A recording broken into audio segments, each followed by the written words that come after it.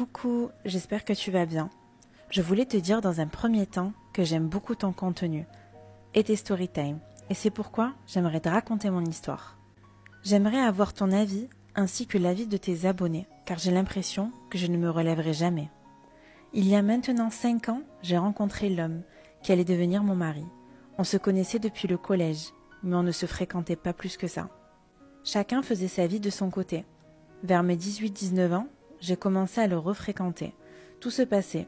On avait des hauts et des bas, comme chaque couple. J'avais une mauvaise habitude de fouiller dans son téléphone, car je l'avoue, je suis un peu curieuse. Mais dès le début de notre relation, il me disait qu'il voulait se marier au plus vite. Moi, à la base, ce n'était pas dans mes plans. Je voulais d'abord finir mes études, trouver un travail, et après me marier. Il a fini par l'accepter, et nous avons attendu 4 ans de notre relation avant de nous marier. Mon père était un peu réticent, voire même méchant, car il le rejetait d'une certaine manière. Il disait de ma mère et moi que nous lui avons imposé ce garçon, que j'étais trop jeune, etc. Ça a été un peu compliqué, et je pense aussi que c'est parce que je suis la seule enfant de mon père. Le mariage a fini par avoir lieu, et au final, j'étais super contente. Je ne voulais pas tout de suite habiter avec lui, donc je suis restée presque 10 mois chez mes parents. Avec lui, tout se passait bien, mais avec mes parents, c'était tout le contraire. Je pense qu'il était temps pour moi de partir. Donc il y a 4 mois, on a obtenu l'appartement de nos rêves. On l'a meublé très vite et me voilà avec ma nouvelle vie. Au début, j'ai eu du mal, car je suis maniaque, je faisais donc beaucoup de remarques, et notre relation devenait tendue. J'avais remarqué aussi qu'il changeait régulièrement de mot de passe, alors qu'avant, jamais, et je les avais toujours.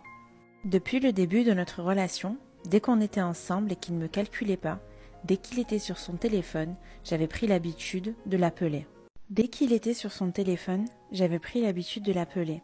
Et tout de suite, il me faisait une réflexion pour rire comme « Arrête, t'es chiante ». C'était pour attirer son attention. Il y a maintenant 3 semaines, je l'ai surpris en train de faire des longs messages. J'ai trouvé ça bizarre en tant qu'homme. Donc, je décide de l'appeler pour que son attention soit avec moi. Bizarrement, il a vite raccroché. Il a appuyé 2 fois sur le bouton de verrouillage. Et je vois qu'il continue sa vie, comme si de rien n'était. C'est à ce moment-là que je comprends qu'il n'a pas vu que c'était moi qui l'avais appelé. Il a eu une réaction suspecte. J'ai attendu le lendemain qu'il parte au travail. J'ai trouvé sa montre connectée qui était reliée à son téléphone. Et Dieu était avec moi, car le premier mot de passe que j'ai testé a marché. Je n'étais pas prête. Il me trompait depuis 1 mois avec une collègue de travail. Tout d'un coup, tout faisait sans sens. Depuis des jours, je lui demandais d'aller au cinéma pour voir un film spécial que j'attendais avec impatience. Il me disait toujours « Non, je suis fatiguée ». Mais c'est parce qu'il était déjà parti le voir avec elle. Mon monde s'est écroulé. Je ne me voyais pas divorcer après seulement 1 an de mariage et à 23 ans. Après ça, je l'ai confronté. Il n'a pas nié car les faits étaient là. 1 semaine après, il avait encore sur les réseaux sociaux, en prétextant qu'il avait oublié de l'unfollow. Je suis encore passée à autre chose.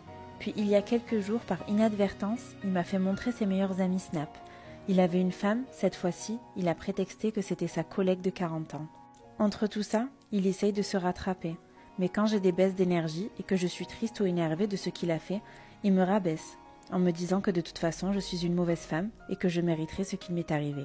Il finit toujours par s'excuser de ses propos, mais le mal est déjà fait. Me revoilà chez mes parents. Je préférais rester chez moi et souffrir avec cet homme, mais en même temps je l'aimais de tout mon cœur. Aujourd'hui je suis chez mes parents et au fond de moi je suis détruite, mais je l'aime encore et j'ai espoir.